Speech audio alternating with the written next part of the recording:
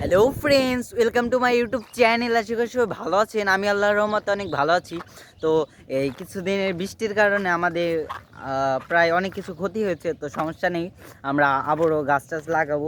তো আমরা এখন এসেছি, দেখেন কি পরিমাণ পানি এইগুলো দিয়ে, ওই দেখেন দূরে আরও।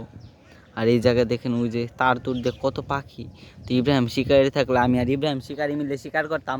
তো আর এই দেখেন আমরা এই যে এই জায়গায় চলে এসেছি।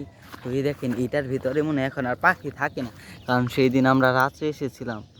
তো দেখি, তো ওই দেখেন ওই যে উপরেরটা থাকে না মনে হয়, এই যে,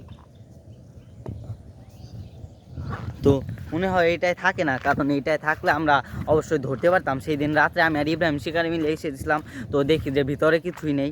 তো এরপরে এরপরে দেখবো আমরা আরও কোনো মানে পাখির বাসা পাই নাকি, তো পেলে অবশ্যই আপনাদের দেখাবো। তো আর এই দেখেন ওই দেখেন একটা কি পাখি যেন, ওই দেখেন ওই যে ওই যে ওই যে দেখেন ওই যে ওই যে ওটাকে কী বলে আমি ঠিক জানি না, তবে আপনার যদি কেউ জানেন অবশ্যই কমেন্টে জানাবেন। তো আর এই দিক দিয়ে ফুল এখন মনে করেন কি পানি টানি একদম ভরে গেছে। তো মনে হয় কি এই জায়গাতে অনেক মাছ টাছ আছে, এই দেখেন। তো এই জায়গা দিয়ে মনে হয় মাছ টাছ আছে। তো ইব্রাহিম, আমি তো মাছ টাছ ধরতে পারি না, তো ইব্রাহিম শিকারি ধরতে পারি। তো ইব্রাহিম শিকারকে নিয়ে আমরা দেখবো যে আমরা মাছ টাছ ধরতে পারি না। আমাদের একটা মিনি পুকুর আছে, তো ওই জায়গায় আমরা মাছ ধরতে পারলে অবশ্যই আমরা ওই জায়গায় ছাড়বো। তো সবাই ভালো থাকবেন, এবং আমরা শিকারে কবে যাই নেক্সট ভিডিওতে অবশ্যই আপনাদের বলবো।